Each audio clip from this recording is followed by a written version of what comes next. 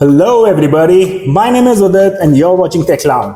तो आज के वीडियो में मैं बताने वाला हूं कि कैसे आप अपने iQOO फोन में जो आपकी बैटरी को कैसे इंप्रूव कर सकते हैं।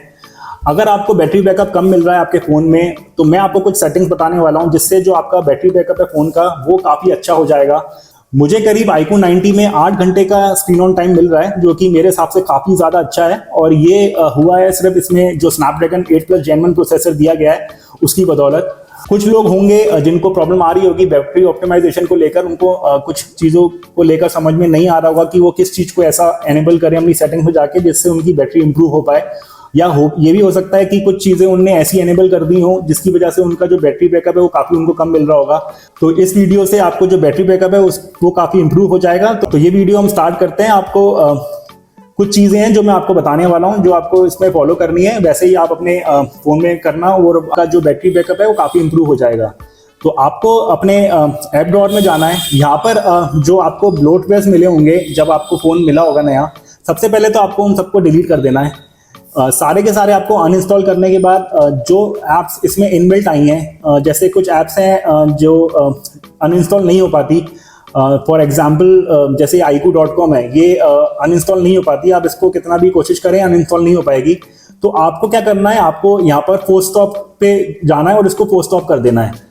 जैसे ही आप इसको फोर्स स्टॉप करेंगे ये आपकी जो ऐप है ये डिसेबल हो जाएगी। अब मैं चाहता हूँ कि और भी जो ऐप्स हैं उनको भी मैं डिसेबल कर दूँ। तो जैसे सपोज ये असिस्टेंट यहाँ लिखा हुआ है, गूगल असिस्टेंट, इसको मैं फोर्स स्टॉप कर चुका हूँ।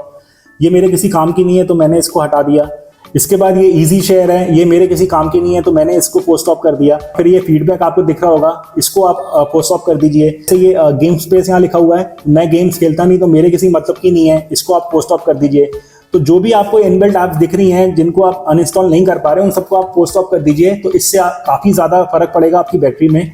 और एक और चीज़ आप करना जो कि मैं ऑलरेडी कर चुका हूँ, इसमें आप जब जाएंगे तो आपको एक हॉट गेम्स करके एक फोल्डर मिलेगा, उसको आप ज़रूर फोर्स ऑफ कर देना वो, क्योंकि बहुत ज़्यादा बैटरी खाता है। साथ ही साथ मैं आपको सेटिंग्स में भी बताने वाला हूँ कि आपको कुछ ऐसी सेटिंग्स करनी है जिससे आपकी बैटरी काफ़ी इंप्रूव हो जाएगी।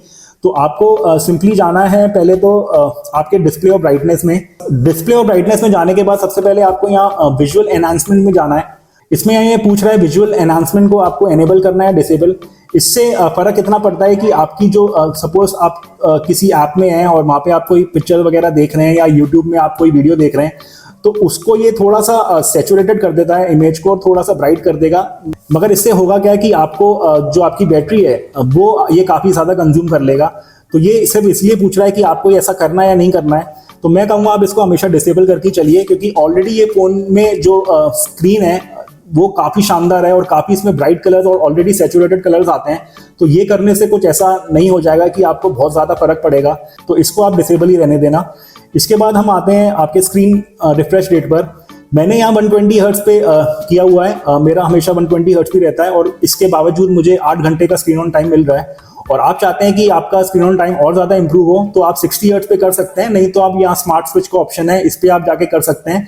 तो स्मार्ट स्विच में ये 60 to 120 हर्ट्ज के अपने आप ऑटोमेटिकली ये स्विच करता रहेगा और उससे आपकी काफ़ी बैटरी सेव हो जाएगी। मुझे इसकी ज़रूरत नहीं पड़ी क्योंकि मुझे ऑलरेडी अच्छा इसमें बैटरी बैकअप मिल रहा है, तो मैंने 120 हर्ट्ज पे किया हुआ है। तो अब ये नहीं भी करेंगे तो कोई ज़्यादा फर्क नहीं पड़ने वाला, आप इसको 120 हर्ट्ज पे रख के भी चल सकते हैं।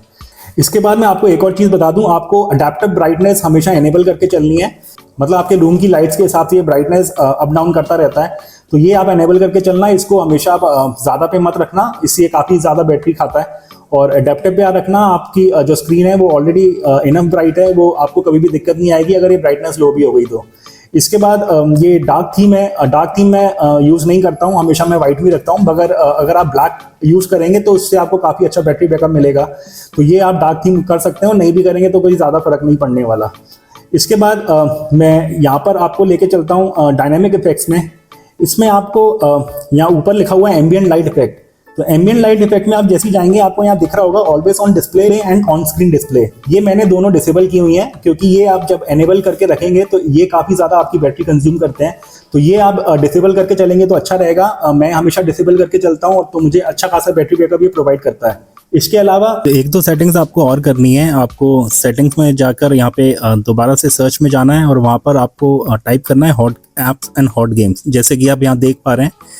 इसको टाइप करने के बाद आप नीचे आएंगे तो यहाँ पे आपको दिख जाएगा hot apps and hot games. यहाँ पे जो इसका टॉगल है इसको आपको डिसेबल करना है। इससे होगा क्या कि आपके जो फ़ोन है उसमें आपको ये फालतू की रिकमेंडेशन नहीं भेजेगा ऐप्स की, ज़बरदस्ती के एड्स वगैरह भेजता है, फिर आपको कुछ ऐसी नोटिफिकेशंस आएंगी जिसमें आपको ये ऐप रिकमेंड करेगा, तो वो उससे काफ़ी आपकी बैटरी कंज्यूम हो जाती है। तो यहाँ से आप इसको ऑफ कर देना।